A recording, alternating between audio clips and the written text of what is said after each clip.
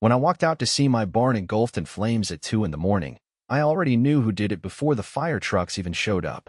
Agatha Alton, president of our neighborhood's HOA, a woman who acted like she owned every plot of land within a mile radius, especially mine.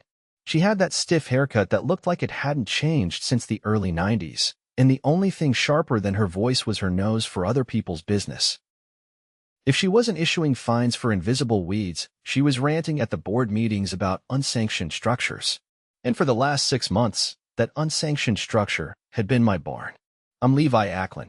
I work construction, been living in Willow Way Estates for almost 10 years. When my old man passed last year, I inherited his tools, a beat-up '73 truck, and a few crates of sentimental junk. I built that barn with my own hands behind my house to store it all. Took me 3 weekends, a lot of sweat, and a few beers. Nothing fancy, just a solid wooden structure with a lock and a tin roof. Far enough from the property line that it didn't violate a thing. But Agatha, she called it an eyesore. Said it brought down property values. She started sending me fines. First it was $50, then $100, then $200. I ignored them, because I'd read our HOA charter front to back twice over, and nowhere did it say I couldn't build a barn on my own damn land. That's when the threats started. "You're setting a bad precedent," she hissed one morning while I was mowing the front lawn. "If we let you do whatever you want, then what's next? Converted chicken coops? Garden gnomes?"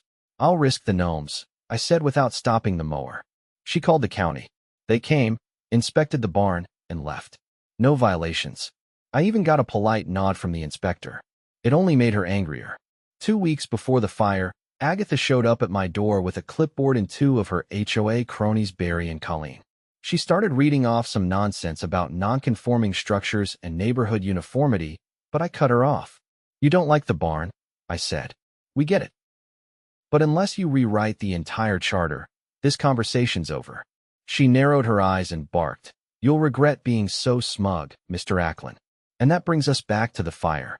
I stood in the driveway barefoot, wearing nothing but flannel pajama pants, staring at my barn as flames clawed up toward the night sky.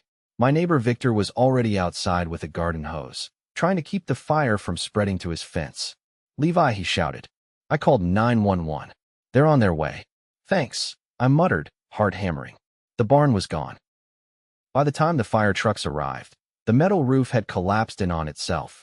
My dad's tools, all my equipment, even those old crates of photographs, nothing left but ash and twisted steel. The fire chief, a guy named Glenn who looked more tired than scared, walked over to me. "Do you store chemicals in there? Gasoline, paint thinner, anything flammable?" "Nope," I said. "Just tools. Wood. Maybe a bottle of WD-40. He nodded. Then this wasn't an accident.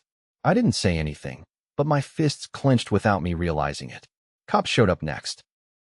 I told them everything about the barn, the HOA fines, the threats. Agatha showed up half an hour later with her little UP dog in one arm and wide, fake concern painted across her face. "Oh my goodness, Levi. I just heard. This is horrible. Are you all right?" I didn't answer. One of the officers, a younger guy named Rivas, walked over to her. "Ma'am, did you witness anything suspicious tonight?" Agatha widened her eyes and clutched her dog like it was a baby. "Well, officer, I did see Levi burning something in that barn just yesterday. Some kind of trash or old furniture. Maybe it got out of hand." She turned to me. "You said it was safe, but I told you I wasn't burning anything yesterday," I said flatly. "And I've got cameras that'll prove it." She flinched. "That's right. I'd installed 2 trail cams on my property a few months back. One faced the side yard. The other? Right on the barn, hidden in a birdhouse. I didn't tell anyone when I did it, not even Victor. But I'd gotten tired of people walking across my lawn or peeking over the fence. With Agatha breathing down my neck, I figured it was only a matter of time before something shady happened. I didn't say anything more that night. Just gave the cops my statement and promised to pull the footage in the morning. Back inside, I barely slept. I sat on my couch, staring at the TV without turning it on. My hands were black from the soot. My mind kept replaying the fire, the crackle and hiss, the way the roof groaned before caving. And underneath it, grief, something else started bubbling up. Cold, focused rage. At 7 in the morning, I pulled the SD card from the birdhouse and loaded the footage onto my laptop. There she was, Agatha Alton. in a gray hoodie and sneakers, carrying a red gas can. She walked straight up to the barn, looked around, and doused the front wall. Then she lit a match and tossed it. The flames caught fast. She stood there for maybe 10 seconds, watching, before jogging away. I stared at the footage, stunned. Not because I didn't expect it deep down. I did, but because she was so casual about it. Like she was lighting a grill, not committing arson. I copied the footage to a USB drive and drove straight to the police station. Officer Rivas and his partner, a woman named Dorsey, watched it in the back room. Neither said much until the clip ended. "Yeah," Rivas said. "That's arson." "And trespassing," Dorsey added. "That's private property." "She lied to your face last night," I said. "Tried to pin it on me." Rivas nodded. "We'll take it from here." Later that afternoon, I was back at home when a black and white cruiser pulled onto Agatha's driveway. I stepped out to watch from my porch. She was on her porch, watering her ferns like it was any other Tuesday. 2 officers stepped out. One of them was Dorsey. I couldn't hear what they said, but Agatha's face went from smug to pale in 2 seconds flat. She shook her head, started talking fast, waving her arms. Then they cuffed her.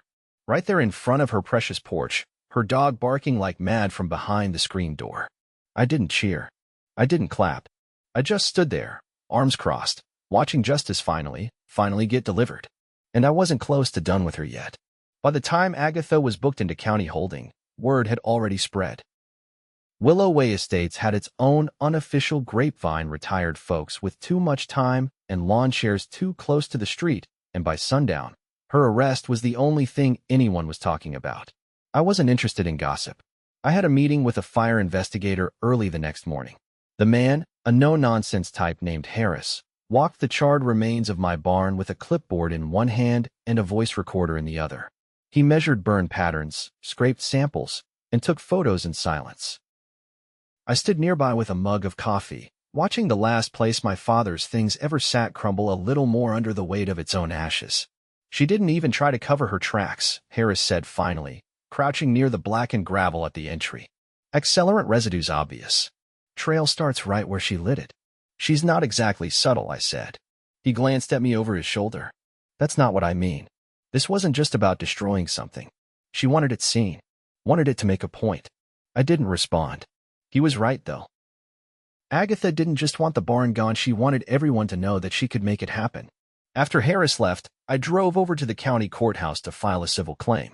The criminal case would take its own course, but I wasn't about to sit back and let her insurance handle everything like it was a fender bender. I was suing her directly for damages, loss of property, and emotional distress. The clerk at the desk, a woman named Janelle with a pencil stuck through her bun, asked a few questions, stamped a few forms, and handed me the paperwork. "You'll get a court date within 30 days, she said. "Keep all your documentation. And make sure you have someone serve her directly. You know anyone who enjoys delivering bad news to arrogant people in denial?" She cracked a grin. "I'll give you 3 names. Back home, I found Victor pacing at the edge of our shared fence.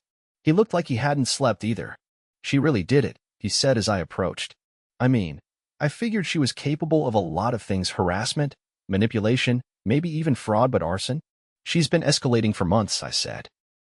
"I just didn't think she'd go full psycho with a gas can. She's going to prison, right? If the DA does their job," I said. "And I'm not letting her slither out with some community service nonsense. She's going to face every consequence available." Victor nodded, then hesitated. "There's something else," he said. "A few of us have been talking me, Cheryl, the Harrisons, even old man Duffy. We're tired of the whole HOA board.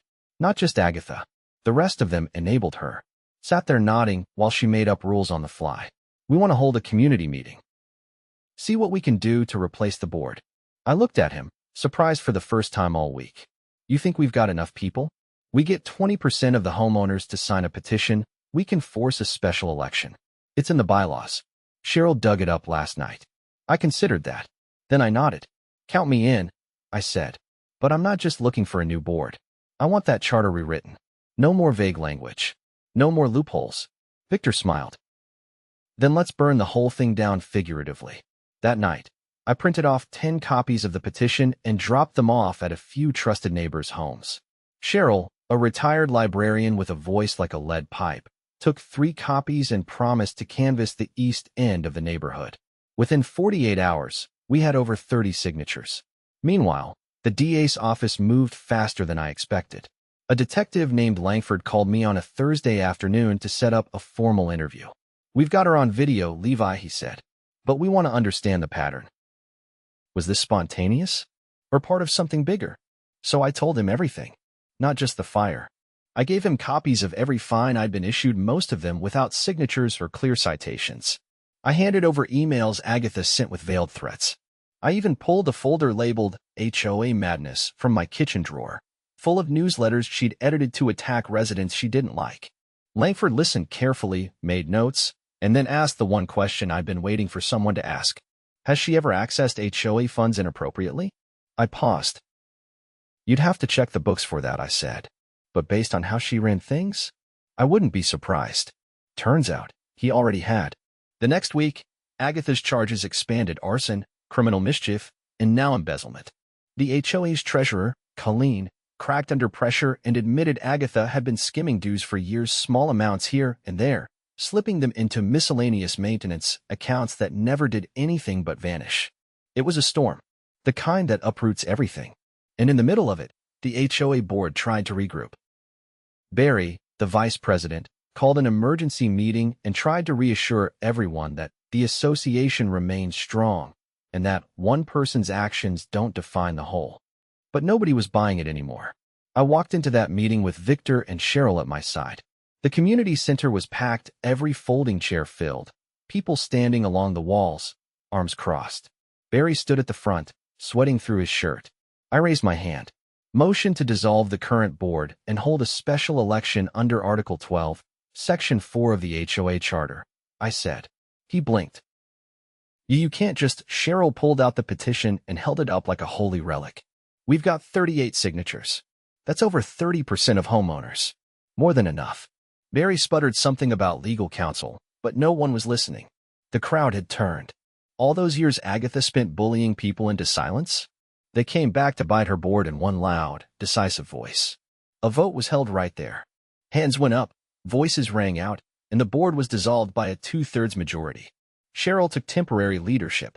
I was appointed to the bylaws committee. Victor volunteered to handle community outreach. It wasn't just about power, it was about taking back control from people who'd abused it. A week later, I got a letter from the DA's office. Agatha had entered a plea guilty on all charges. She was facing up to 15 years. The sentencing hearing was scheduled for the following month, and I was invited to provide a victim impact statement. I didn't write it right away. I waited. Let things settle. Let the neighborhood breathe again. Then, one evening, I sat down at my table with a fresh sheet of paper and wrote. You didn't just burn down a building. You tried to send a message that fear and intimidation would keep people in line. But that fire didn't scare us. It brought us together. You exposed yourself as a fraud, and in doing so, you gave us the push we needed to take back our homes. You lost, not just your position, your reputation, or your freedom, but the illusion of control you clung to.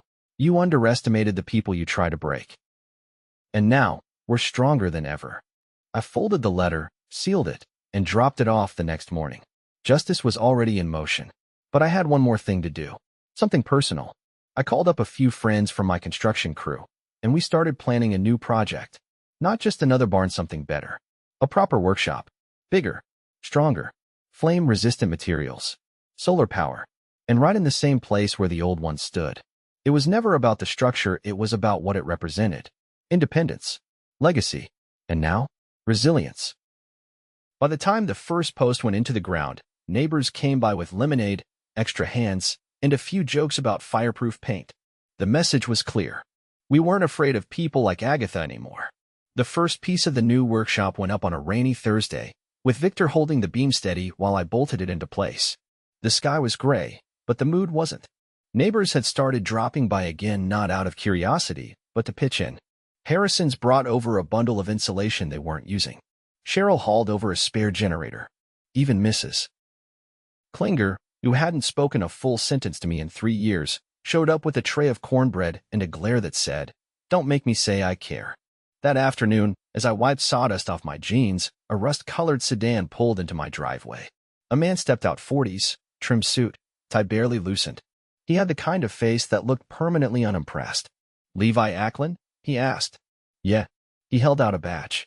Assistant District Attorney Miles Karsten. I'm heading the prosecution for the Alton case. Mind if I ask you a few questions? I let him inside, offered him coffee, which he declined with a quick shake of the head. He sat at my kitchen table, pulled out a notepad, and clicked his pen once. We've been reviewing the financial evidence. The embezzlement charge is solid, but something else came up during the audit. Something that might escalate things considerably. I leaned forward. What kind of something? Forgery. And not just signatures, full document alterations. Seems Agatha submitted a set of retroactive amendments to the HOA charter 2 years ago. They weren't voted on. No meeting minutes. But somehow, they ended up in the clerk's office with a notarized stamp. I stared at him. She faked bylaws. We believe so. And not just to fine you. Several homeowners were threatened with foreclosure for violations that only exist in that fake charter. She'd been sending letters on official HOA letterhead warning residents they had 60 days to comply or face liens. That's extortion. That's exactly what we're looking at. I stood up, paced to the window. Rain tapped lightly against the glass. For the first time in weeks, a chill passed through me that wasn't about the fire. You think she acted alone? I asked. Karsten closed his notebook. We're still investigating. But we need testimony. If you're willing, we'd like you to appear before the grand jury. Not just about the fire, but about the broader pattern of abuse. Your experience might establish intent. When? Next week. I'll have the subpoena delivered by Monday. He stood, gave me a firm nod, and left as quickly as he'd arrived. The next few days blurred into a mess of paperwork, hammering, and conversations that felt heavier than usual. Victor and Cheryl worked up a draft of new HOA bylaws, clear language, strict limits on board power, and a mandatory audit every year by a third party. We planned to present it at the first full community meeting in 3 weeks. But my focus stayed on that upcoming grand jury date. I'd never testified in anything bigger than a traffic court dispute. Now I was walking into a room to help put someone away for multiple felonies. The morning of the hearing, I wore a clean button-down and the only blazer I owned. Karsten met me outside the courthouse, handed me a folder with a few pages of notes, and walked me through the process. The grand jury room was windowless, with wood-paneled walls and a low ceiling that made it feel smaller than it was. 12 jurors sat in silence as I was sworn in. Karsten asked the questions. Calm, methodical. Can you describe your interactions with Ms. Alton prior to the incident? I did. Were you ever shown any signed amendments to the HOA charter that would allow fines for outbuildings? No. Did you ever attend or receive notice of a vote regarding such changes? No. He showed them the video footage of Agatha lighting the fire. Then he showed them a copy of the forged charter, notarized under the name of someone who, according to the state's database, had died 8 months before the alleged signing. Do you recognize this document? No. I've never seen that version before. Have you ever received communications threatening liens or legal action based on these amended rules? Yes. 3 letters.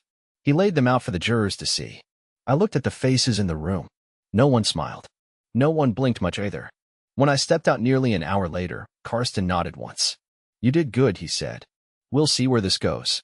Back home, a message was waiting on my machine. Cheryl's voice, crisp as ever. You need to see this. Come to the community center. Now. I drove over immediately. The parking lot was half full.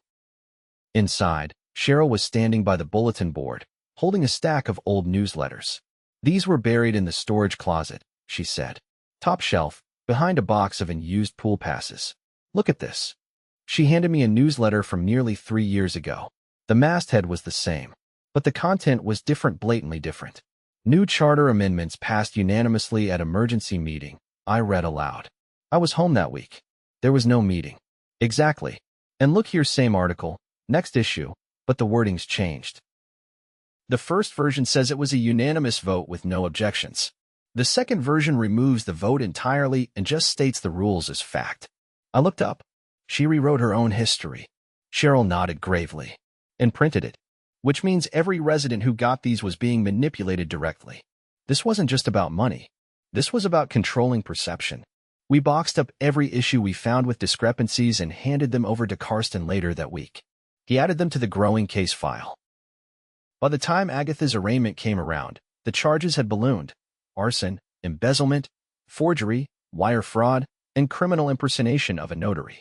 Her public defender looked like he wanted to melt through the floor. She pleaded not guilty. The judge set bail high. She didn't post it. 2 nights later, a town hall was held in the gymnasium of the local middle school. The entire neighborhood showed up. Rows of metal chairs filled every inch of the floor. Cheryl stood before them at the podium, holding the microphone like a conductor's baton. This community has been taken advantage of, lied to, manipulated, but we are not powerless. Tonight, we vote to ratify a new charter, one that protects, not punishes. One that ensures no board will ever operate in the shadows again. The vote was swift, unanimous. The new board was officially installed 2 weeks later. I declined a seat. I didn't want power. I just wanted peace. But I agreed to chair the oversight committee, which would audit board activity and finances every quarter. One afternoon, I received a letter. Not typed, handwritten. It was from Colleen. She apologized not for what she did, but for what she allowed. She said she'd been too afraid to challenge Agatha, too comfortable in the illusion of authority. Her words were uneven, but they sounded sincere. I filed it away, not as forgiveness, as evidence that even those closest to the fire could learn from the burn. The workshop finished up just as the leaves began to turn. Victor helped with the final coat of paint, a deep walnut brown. I mounted a plaque by the front door, Acklen Workshop. Built twice. Stands once. Neighbors started bringing their broken tools, their squeaky hinges, and their jammed locks. I didn't charge. Not yet. Maybe someday. For now, it felt good to fix things again. One Saturday, I stood by the fence, watching a few kids play kickball in the cul-de-sac. Cheryl walked up, hands in her jacket pockets. She'll be sentenced next month, she said. Karsten said she's looking at 12 to 15. She'll probably get 10 with parole. Still, I said, it's a decade. Cheryl looked out at the street. You built something that'll last longer. I nodded. Then turned back toward the barn that wasn't a barn anymore, and smiled. The sentencing hearing landed on a cold, clear morning in late October. The leaves had dropped their color, wind scraping them down the sidewalks like confessions. I wore a simple jacket and brought nothing but the statement I'd written weeks earlier, folded inside my back pocket. The courtroom was stark, not dramatic like on TV. Beige walls, scuffed benches, and a ceiling that buzzed faintly with fluorescent lights. But the gravity in that room was unmistakable. It didn't need theatrics. The law was heavy enough on its own. Agatha sat at the defense table in a charcoal suit, hair pulled back tight, hands clasped together. No jewelry, no dog, no clipboard. Just a woman stripped of her illusion of control, sitting small in a chair she didn't command. Her attorney leaned in now and then to whisper, but she never nodded back. Just stared ahead with a fixed expression that didn't quite reach defiance, closer to disbelief. Like she still hadn't accepted that the world had moved on without her permission. The judge, an older woman with a voice like sandpaper, called for victim statements before sentencing. I stood when my name was called and walked to the podium. I didn't look at Agatha. I looked at the judge, the prosecution, the court clerk. Everyone but her. I lost more than tools in that fire. I lost things that belonged to my father, things that connected me to who I was before he passed. But this wasn't just arson. It wasn't just a crime of destruction. It was a message. One meant to intimidate not just me, but anyone who didn't fall in line. She used her position to manipulate, to threaten, and to punish. And when the rules didn't give her power, she invented new ones. This wasn't a mistake. It was a campaign, and it needs to be treated like one. I paused, not because I didn't know what to say next, but because I wanted the weight of it to settle. I don't ask for vengeance. I ask for accountability. Because people like her don't stop unless someone stops them. I returned to my seat. The judge nodded once, then turned to the defense. Agatha's attorney stood and spoke for nearly 10 minutes. He cited her age, her years of volunteer service, her emotional distress from managing a difficult neighborhood. He said she was remorseful, though she'd never said it herself. He asked for leniency, citing her lack of prior convictions. When he finished, the judge leaned forward. I've reviewed the evidence, she said. The footage, the financial records, the altered documents. What I see is not a lapse in judgment, but a pattern of targeted abuse. You were entrusted with a position of responsibility. You used it to fabricate authority, manipulate the law, and retaliate against anyone who resisted your control. That is not leadership. That is coercion. She paused, scanned the room, then looked directly at Agatha. You are sentenced to 13 years in state prison. You will serve a minimum of 9 before eligibility for parole. Restitution in the amount of $84,000 is ordered to be paid to the victims listed in the civil suit, and you are permanently barred from holding any position in a registered homeowners association in this state. A bailiff stepped forward. Agatha stood slowly, still silent, and was guided toward the door behind the bench. She didn't look back. Outside, the air felt less sharp. I stood with Victor and Cheryl on the sidewalk, watching the courthouse doors swing shut. Neither of them spoke for several moments. She didn't say a word, Victor finally said. She never saw herself as the villain, Cheryl replied. Villains rarely do. We didn't linger. We'd already won. Back home, the neighborhood was quieter than usual. Not somber, just settled. The kind of quiet that's earned. The new HOA board had posted the revised charter to every mailbox, and the bylaws committee had begun gathering volunteers to oversee future elections. No one held grudges anymore. They just held each other accountable. I spent the next few weeks finishing the interior of the workshop. I installed a tool wall, a small heater, and a workbench that ran the length of the back wall. One corner was reserved for refinishing old furniture, another for repairing appliances. I built a small shelf for my dad's old photos, the ones that hadn't been in the barn the night of the fire. I framed one of him holding a hammer at age 17. That went above the bench. On a Saturday, a boy from down the street brought his bike over with a bent rim. I showed him how to realign it. The next day, his sister came by with a torn backpack strap. Word spread. Soon, the workshop became more than mine. One evening, Cheryl stopped by with a stack of documents and a bottle of cider. She poured 2 cups, passed me one, and set the papers on the bench. Final audit report, she said. We finished going through every transaction from the past 5 years. Found out she'd funneled dues into a shell landscaping company, one that never existed. Anyone else involved? I asked. Barry signed off on several invoices. He's denying everything, but the board voted to file a civil complaint. DA's office is watching closely. Might open a separate case. I nodded. She wasn't working alone, just the loudest one in the room. We're rebuilding, she said. Not just the board. The trust. I've seen it, I said. Feels different. She looked around the workshop. This place helped. After she left, I sat for a while, letting the silence fill the space. The heater hummed gently. Outside, the wind stirred the last of the leaves. I leaned back against the bench and thought about what had changed. Not just the rules. Not just the leadership. The people had changed. They didn't look over their shoulders anymore. They didn't whisper about fines or citations. They talked openly. They asked questions. They looked out for each other. One morning, about 2 weeks after the sentencing, I received a letter in the mail. No return address. Inside was a single sheet of paper, handwritten in tight, slanted script. It wasn't from Agatha. It was from her niece, someone I'd never met. She said she remembered playing in that neighborhood as a child, that her aunt had once been kind before the HOA obsession consumed her. She apologized not for the crimes, but for the way it had affected the community. She said she hoped the damage could be repaired. I folded the letter and placed it in the drawer under my father's photo. Not because it changed anything, but because it reminded me that even villains have families. And families bear the aftermath too. Winter came early that year. Snow dusted the rooftops by mid-November. I added insulation to the workshop, sealed the windows, and kept the heater running low. People still came by. For repairs. For advice. For the company. One night, Victor invited me to a bonfire over at the cul-de-sac. Half the neighborhood showed up. Someone brought hot dogs. Someone else brought a guitar. Kids ran in circles, bundled in coats and scarves. The air smelled like pine smoke and cinnamon. As we stood around the fire, Cheryl passed out copies of the new HOA calendar. No meetings hidden in basements. No emergency votes.